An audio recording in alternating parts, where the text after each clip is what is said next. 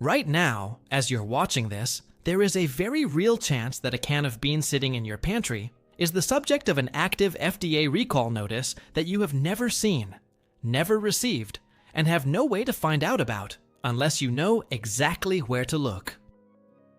In the last 24 months, the canned bean category has generated more quiet recall actions than almost any other shelf-stable product in American supermarkets. And the reasons span from botulism risk in under-processed cans to heavy metal contamination to foreign object intrusion, including metal shavings, plastic fragments, and in 2 documented cases, fragments of processing equipment gaskets. The recalls don't make the evening news because beans are boring. They're the background food, the emergency pantry staple, the cheap protein your grandmother kept 20 cans of in the basement. But boring is exactly what makes this dangerous. You don't remember when you bought that can. You don't remember which brand. You don't check FDA recall bulletins before opening a can of Pintos for Tuesday night chili. Tonight, we're going to fix that. Because the 7 brands and brand categories on tonight's list have a recurrence pattern that consumer safety investigators are calling alarming.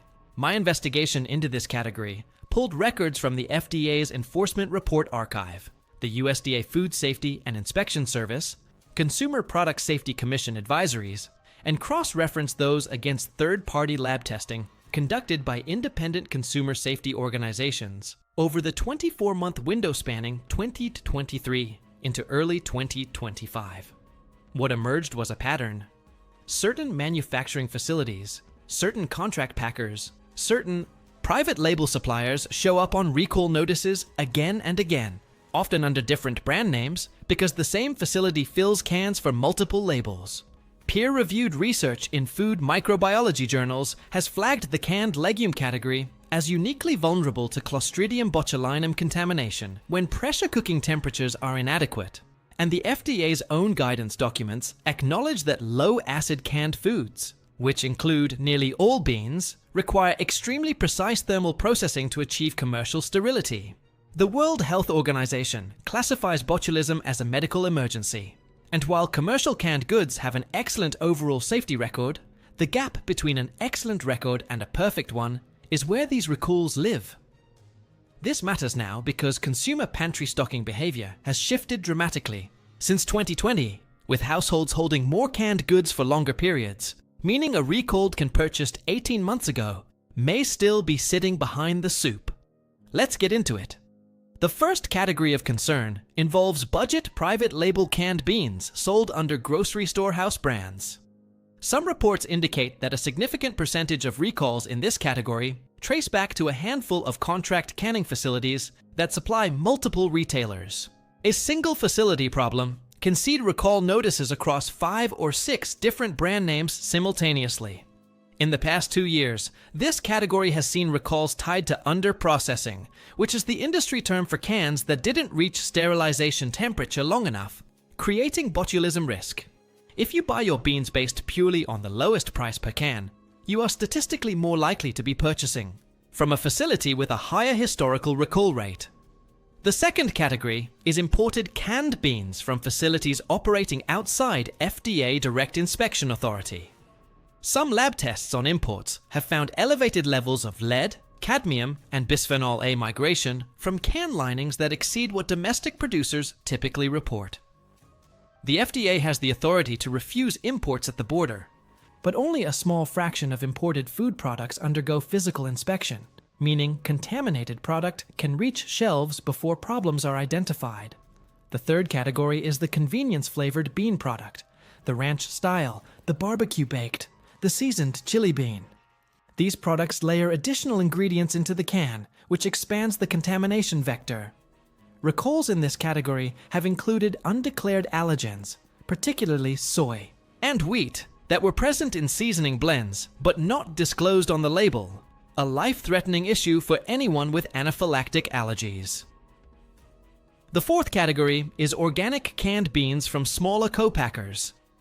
This one stings because shoppers pay a premium expecting superior safety. Reports indicate that certain organic bean brands rely on smaller facilities with less automated quality control, and recall data suggests these facilities, while producing cleaner ingredient profiles, sometimes struggle with consistent thermal processing. The recall notices in this category have included swollen cans indicative of microbial growth, which is the visible warning sign of potential botulism. If you see a can that bulges, domes, leaks, or hisses when opened, the food safety rule is absolute. Do not taste it. Do not smell it closely. Double bag it and discard it. The fifth category of concern is the ready-to-eat bean product marketed for camping, emergency preparedness, or single-serving convenience. These pull-tab cans have been linked to recalls involving defective lids, sharp metal burrs, and in several documented cases, metal fragments inside the food itself. The pull-tab mechanism introduces a manufacturing step that traditional smooth-topped cans don't require, and that extra step is where contamination has entered. The sixth category is the generic bulk pack industrial canned bean, the number 10 size institutional can that's increasingly sold through warehouse club stores to regular households.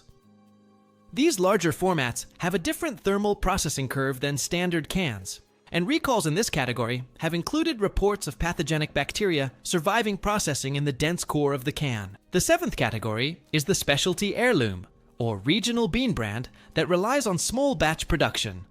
While these brands often tell a beautiful story about heritage varieties and artisan methods, the recall record indicates small batch producers sometimes operate without the full quality control infrastructure of larger canneries, leading to contamination events that range from spoilage to the presence of foreign materials. Here's the deeper problem beneath all 7 categories. The can itself is not just a container. It is a sealed chemistry vessel in which the food sits for months or years, in constant contact with the interior lining. Most commercial cans use an epoxy-based lining that historically contained bisphenol A, and while many manufacturers have transitioned to BPA-free alternatives, peer-reviewed research indicates some of the replacement compounds may have their own endocrine active properties under investigation. Acidic foods, like tomato-based beans, accelerate migration of lining compounds into the food. Research suggests that the longer a can sits on a shelf, particularly in warm conditions like a garage or a hot pantry, the greater the migration. A can of beans you bought 2 years ago and forgot about is not the same can, chemically, as it was on the day you purchased it. That's not fear-mongering. That's basic food science acknowledged by the FDA's own research division. Now let me tell you what to do instead, and this is where you take back control. The first alternative is dried beans. A 1-pound bag of organic dried pinto beans costs roughly the same as 3 cans of pintos, yields about 6 cups of cooked beans, and gives you absolute transparency about what's in your food. Soak overnight, simmer for 90 minutes, or pressure cook for 30. No linings, no preservatives, no recalls. The second alternative is glass jar packaged beans. A small but growing number of producers now offer beans in glass jars with inert lids. These products eliminate the can lining concern entirely and tend to come from producers operating at a higher quality standard. The third alternative is Tetra Pak carton beans, which use a food contact layer that many researchers consider lower migration than traditional metal cans. The fourth alternative is frozen pre-cooked beans from brands that flash freeze cooked legumes, locking in nutrition without requiring any shelf-stable preservation process. The fifth alternative is pressure cooking your own beans in bulk and freezing portions yourself, which gives you weeks of convenience with none of the recall risk. Here are the steps I want every viewer to take before you close another can of beans. Step 1. Check the FDA recall archive at your convenience. It takes 90 seconds. Search the brand names in your pantry against recent recall lists. Step 2. Inspect every can before opening. Look for bulging, dents along the seam, rust at the rim, or leaking. Any of those, the can goes in the trash, not on the plate. Step 3. Note the manufacturing code printed on the bottom or side of the can. That code identifies which facility produced the product and which lot it came from, which is the information the FDA uses to issue targeted recalls. Step 4. Rotate your pantry stock on a first-in, first-out basis, and don't let cans sit for more than 18 months. Regardless of the printed date. Printed dates reflect peak quality, not safety limits, but longer storage increases lining migration. Step 5. Store cans in a cool, dry location. Not a garage. Not above the stove. Not in a closet that shares a wall with an exterior sun-facing surface. Heat accelerates every unwanted reaction inside that can. Step 6. When you do open a can, rinse the beans thoroughly in a colander, which research suggests can reduce sodium content by up to 40% and may reduce lining residue transfer. Step 7. Transition gradually to dried beans for at least half your bean consumption. Your body, your wallet, and your pantry safety profile all improve simultaneously. The canned bean aisle looks like the most harmless real estate in the supermarket. It's quiet. It's familiar. It's the food of every American pantry going back a century. But quiet doesn't mean safe. The recall pattern in this category is real. It's recurring, and it's largely invisible to the average shopper because nobody sends you a letter when the beans you bought last March turn out to have come from a facility that was flagged this morning. You are your own recall monitor now. You are the inspector at your own pantry door. Check the codes. Check the cans. Check the brands against the FDA record. And when in doubt, buy the dry beans, soak them overnight, and cook a pot that your great-grandmother would have recognized as food. The convenience of the can is real, but so is the cost of that convenience. And tonight, you've seen it with your own eyes.